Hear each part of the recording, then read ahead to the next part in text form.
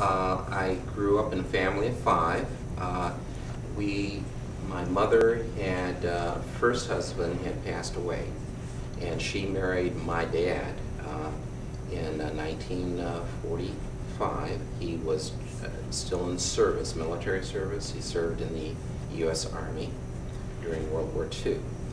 And so he married my mother, and she had three previous children.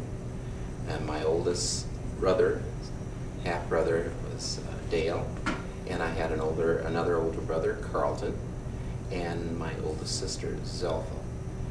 Anyway, I came along in 1946, and they, since they were so older, much older than I, they were in really different generation than I, and so detail is an issue here, because I have a lot of information I could tell, but briefly, I have three older siblings and one younger sibling who's 10 years younger than I. In high school, my hobbies were reading. I like to read a lot about other cultures and other parts of the country and world, and also athletics. I like to exercise, and I participated in intramural, was called at that time intramural athletics, and so I continued both of those hobbies into my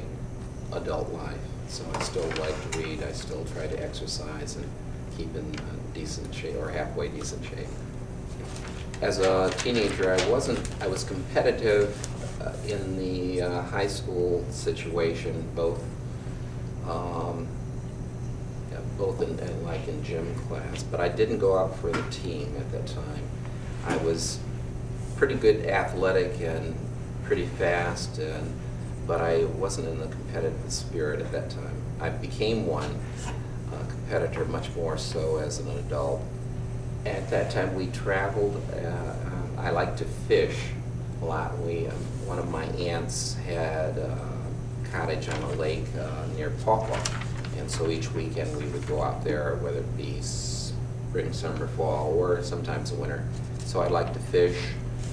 I also liked to what became known as backpacking. I used to go with friends or relatives back in the woods and find trails or make trails, and just to see explore type things. I still like to do those kind of things. Well, when I was a teenager here in Kalamazoo, and from where I grew up in the east side of Kalamazoo, and dating was a little bit different than now.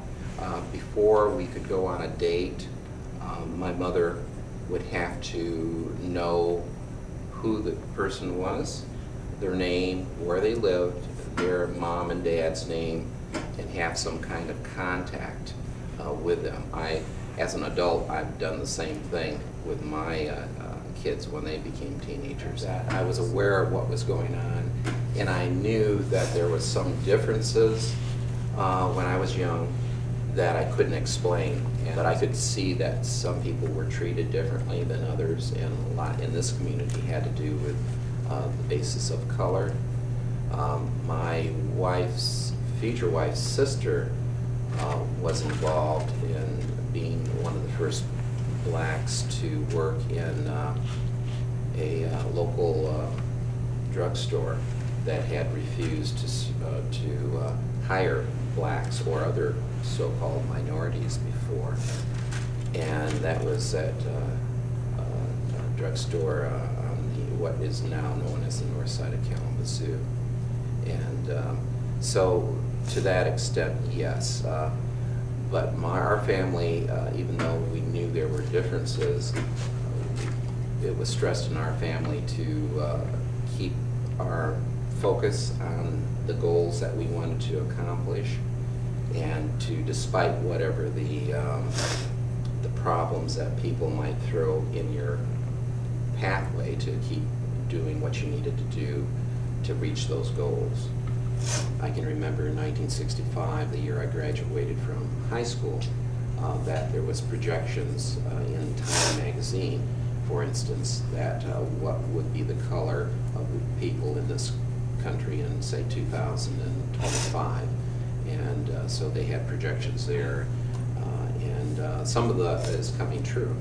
And so, but there's so much, so many things that each of us can offer to each other in the country and our local communities wherever we live that are very positive, and that's what I tend to focus on.